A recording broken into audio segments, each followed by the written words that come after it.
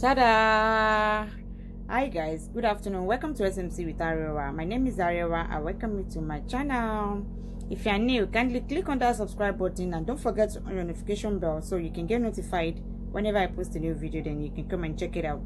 Also, this is Yoruba and English channel, so immediately welcome once again, guys. Thank you for joining me today. So guys, today let's just go into it. Let's move on. So federal government or Lagos state government decided to open church and mosques, but so are opening. They say churches and mosques are opening, but school can't open until further notice, because your government cares so much about your health that they came to a realization that this korokoro cannot enter the church or the mosque, because the korokoro is an atheist. Very thoughtful of them.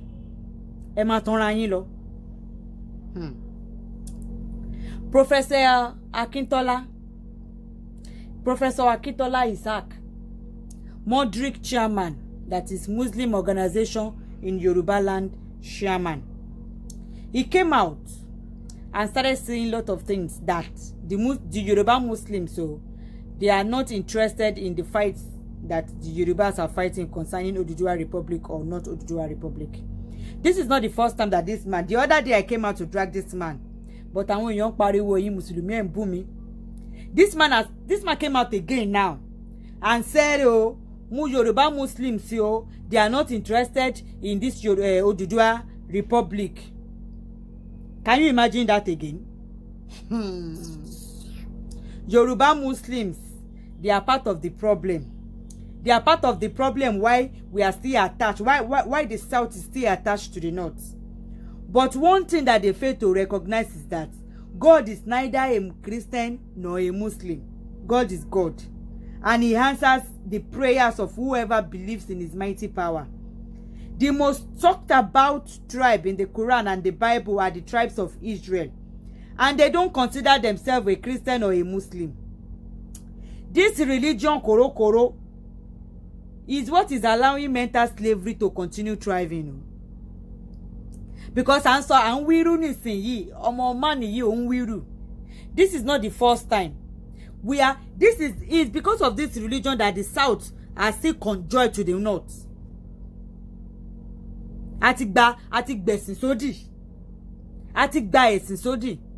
Humanity should come first before any religion. That is how it's supposed to be. God is neither a Muslim nor a Christian. God does not have a particular religion that he attached himself to. He's not a Muslim, he's not a Christian. God is God. Anybody that calls on him, he will answer. He has no religion. Humanity should come first before any religion. That is how it's supposed to be. So, I'm going to attach the video of Baba Alaafin playing love with his Queen Anu on her birthday. In fact, Baba Gonshi wà ní kíní o. Ṣé Baba ń ṣe love in Tokyo. Baba náà ń gbé kéèkì sẹ́nu ìyàwó. Ìyàwó náà ń gbé wine sẹ́nu bàbá. Ìfẹ́ ìpọ̀ ó lágbára. Hey, that is the hostage of Baba ó lágbára o. Love yìí náà ni. But ẹ má bínú o, Queen Anu yẹn kò tiẹ̀ wá fine without makeup. She's not really that pretty. I mean, don't mind me. That's just my own observation. But I makeup won't go to pọ̀jù. Most of this of Baba Alaafin Junior wives are just for photo shoots. Nothing, no relevance whatsoever. They are just for photo shoot though. They should just make up, wear clothes, take a picture, finish. That is what they do in the palace. So she celebrated her birthday. Yeah, bitch. Ìgbà ọdún kan o. Hey, gẹ́gẹ́ bá ṣe rí. Prince, or let me say Mr. Gaddafi Brown Shoe, lost his mother. I think was it yesterday or 2 days ago. Really? I'm talking about ex-husband. He lost his wife. He lost his mother some few days ago. Kema wo bí Ọlọ́run ṣe ń ṣe nǹkan. Adébímpé Aláṣọ Àdúrà, get in here. Wá gbèsè ọ̀rọ̀ ẹ. Ṣó tán àbókùn.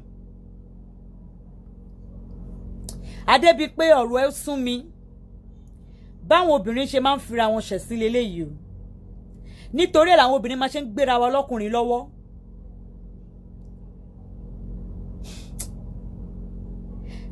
How do you believe irú ọ̀rọ̀ ọmọ Adébímpé yìí ṣọ́rọ̀ ọ̀rọ̀ yìí lè kúrò ńlẹ̀ ni pẹ̀lú bí Adébímpé ṣe fira ìṣẹ̀sín tó fẹ́ fi obìnrin ṣẹ̀sín tọ́lọ́hun gbà fún Adébímpé ṣàdé end of the day ṣó wàá ṣẹ̀sín yẹn délẹ̀ báyìí Adébímpé ṣó ṣẹ̀sín délẹ̀ kò kí wọ́n ṣe pé bóyá èèyàn kan ni ó wá kọwú ẹ o Adébímpé wo ló fowó ara ẹ báyìí ló fi fira ìṣẹ̀sín ó fi ìgbésí ayé ó fi ṣẹ̀sín ibi tó tún wá wíkẹ́ẹ̀dì dé ibi tó tún wá lójútùú dé ó tún wá fẹ́ mú ọjọ́ ọ̀la àwọn ọmọ ẹ ó tún fẹ́ mú wọn papọ̀ láti fi ṣẹ̀sín together. Internet never forgets. Ẹ̀sìn tó lọ fi ra ẹ ṣe nílé àwọn fámìlì Gaddafi ní Nàìjíríà ṣó lè wọ́ kúrò lára ni ṣó lè wẹ́ kúrò nínú existence ẹni àrọmọdọ́mọ ẹ má máa wà nú ẹ. Internet never forgets. Blogger mélòó ni o fẹ́ sanwó fún pé kán delete ẹ̀ kúrò nínú archive wọn.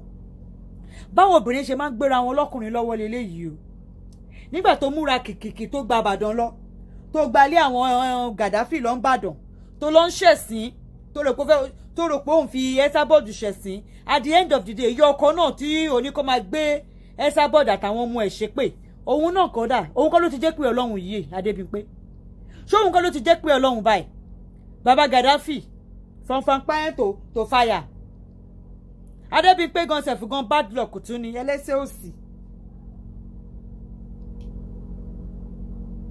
Ẹ̀yin èèyàn mi just imagine tó ilé ọkọ mi rèé o ilé bàbá ọkọ mi rèé o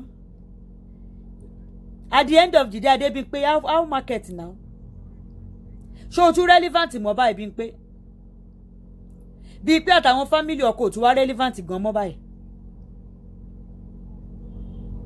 àbí tí ọpọlọ Gaddafi ò tiẹ̀ wá tí ọpọlọ Gaddafi àtẹ̀tìmọ̀ pọ́pọlọ tìyẹn ti abẹ́ bàtà brown shoe ẹ̀ ló wà ọpọlọ Adébímpé fúnra rẹ̀ gan tún wá jò ó mà jù mí o ó wá wọkọ̀ ó wá rí mọ́ Adébímpé ó wá ní Gaddafi tí o sẹ́ǹsì ẹ̀ wà lábẹ́ bàtà brown shoe ẹ̀ ìyẹn ló bá pè lọ́kọ ní Gaddafi tó lógun ogun burúkú ìdílé tó ń bá a yí tó ń bá a fíra ó wá gbéra ẹ̀ dìde ó wá lọ léwu family house wọn ó wá lọ ṣẹ̀sín bẹ̀. how market náà báyìí o aláṣọ àdúrà kọ́lọ́ má jẹ́ kéèyàn ṣiṣẹ́ lásán at the end of the day kí ni kókó ẹ̀ báyìí.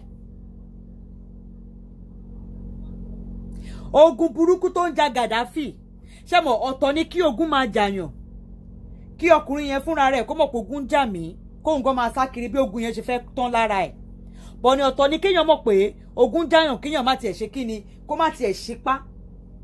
Gaddafi ní ogun tó ń ba ayé tó dẹ̀ mọ̀ kò gbégbèsè ìwà Adébímpé wá tẹ̀rí sí i ó wá ń ṣépè fáwọn tó ti kọ́kọ́ tẹ́rí sí i tí wọ́n ti lọ ìwọ náà wá ṣe kíni ó wá tẹ́rí ẹ̀ sí i ó wá ń gbé ara àwájú ṣépè how market báyìí o pàṣán ta fi nà yálé Adébímpé how market báyìí ìwà àtàwọn ìyá tó lọ gbéṣẹ́ sí Ìbàdàn ṣóun kọ́ lọ́lọ́run ti pè wọ́n báyìí ni sórí àrùn sórí ṣẹlẹ́dá àwọn ọmọ Esabod wọn máa ṣe kò máa da fún bàbá wọn báyìí àti wọ́n fúnra ara ẹ̀ Adébímpé ṣèbó wà láti Gaddafi ṣèbó lẹ ti dàrú ṣóun kọ́ lẹ ti dàrú ni ẹ̀sìn ameni weeks òun ló fi rẹ̀ ṣe nítorí ọkùnrin tó tiẹ̀ fẹ́ sílé ó wá rọ́kọ náà mọ́ Adébímpé ọkọ wá scarce ọkùnrin scarce banana wá scarce ó wá rí èmi láyé ẹ mọ́tò ò lè gbé ó wá jẹ́ Gaddafi ológun ìdílé failure ó wá lọ gbé failure ó wá ṣe kí ni ó wá ran pa ó wá ránṣọ mọ́ failure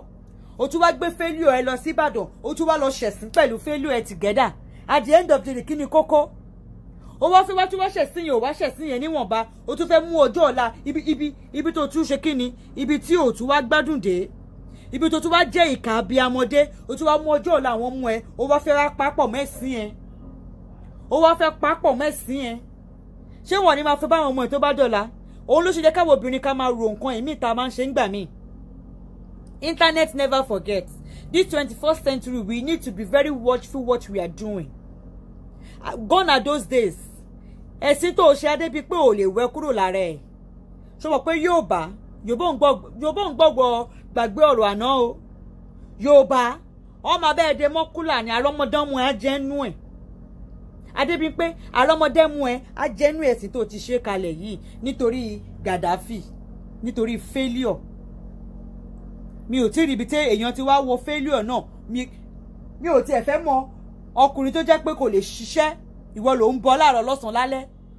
O tún wá ṣe kíni? O wá gbéra ẹ, o wá lọ ṣẹ̀sìn.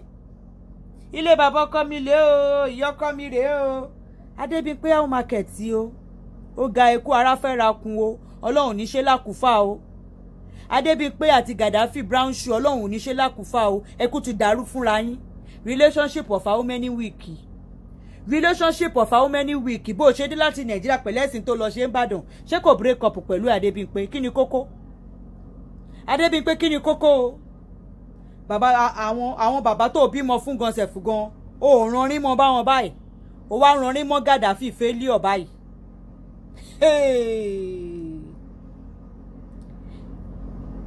Gaddafi failure tó ń retí miracle overnight. Òun ni obìnrin tó ń pè ẹ́ ní graduate pé o lọ school o kàwé nọ́ọ̀sì nìyẹn. Tó ní o ṣe master tó kàwé gidi. Òun ni ìwọ wá gbé. Kẹ́ máa wáyé lóde o. Òun ni ìwọ wá gbé. O wá ṣe níwọ̀nba. O wá kọjọ́ ọ̀la àwọn mú ẹ. O wá fi ṣe kíni. O wá ibi tó jẹ́ ìka àbí amọ̀dé. O wá tún wá gbá àwọn yẹn náà mọ́.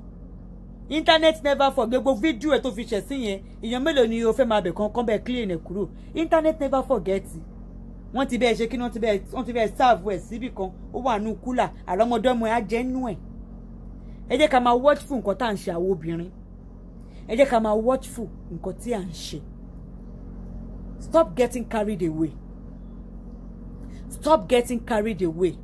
Obìnrin máa ní lọ́wọ́, ọkùnrin ní lọ́wọ́. Ọmọkùnrin tó jẹ́ pé ó ti kúrò òun àti woman ti fira wọn lẹ̀ for more than 16 years.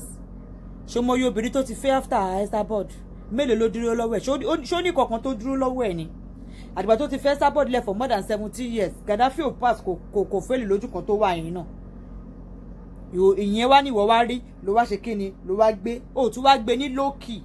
Kó rọra ṣe ní lókì. So that tí gbogbo ẹ̀ bá máa scatter later. Èsì yìí ò ní pọ̀ jù. Ó wá ṣe kíni ó wá láòdù ẹ̀ ó wá fi ọwọ́ ara ẹ̀ kíyàn dẹ̀ fọwọ́ ara èèyàn kíyàn dẹ̀ fi ṣera èèyàn. Nǹkan tó ṣe nìyẹn Adébíyí pé at the end of the day báyìí dà. Ó lọ Ìbàdàn kò ṣépè tó gbé àwọn ọmọ Esabod ṣẹ́. Kò ṣépè tó gbé Esabod ọ̀rẹ́ ẹ̀dẹ̀ ni o. The funniest thing Esabod is a friend yo. Esabod is a friend yo. So because you and Esabod are no more friends now, you decided to be dating her ex-husband, your friend's ex-husband. O tún wá date ex-husband yẹn kó rọra máa jẹ banana ẹ̀ ní lókì. O wá láòdì ẹ̀ o fẹ́ máa ṣe fọ́rífọ́rí. Ó lọ Ìbàdàn bẹ̀rẹ̀ sí ní lọ máa pariwo ó bẹ̀rẹ̀ sí ní fíra ẹ̀ṣẹ̀ sí kò ṣépè tó gbé wọn ṣẹ́. Kò ṣépè tó fa fámílì Gaddafi bọ́ta kọ́ wọ́n máa ṣépè fún ex ìyàwó ọmọ wọn tó bímọ fún wọn. Lóbìnrin tó ń fọwọ́ méjèèjì ṣiṣẹ́ tó fi tọ́jú àwọn ọmọ yẹn dàgbà. Obìnrin ní abiyamọ ó dẹ̀ pẹ́rẹ́ alábiyamọ Adébíyí pé at the end of the day ibo wá ní gbogbo ẹ̀ wá já sí báyìí. Ṣé pàbó náà kọ́ gbogbo ẹ̀ já sí báyìí? Pàbó náà kọ́ ló já sí báyìí. Baba Gaddafi Adébíyí pé ṣe bóun ni Adébíyí pé ti lọ expose family yìí sórí social media. Ẹ̀wọ̀n dà báyìí. Ọlọ́run àforíjì òkú ọ̀run Ọlọ́run ní ṣọlá kùfà o. Guys, I will see you in the next one.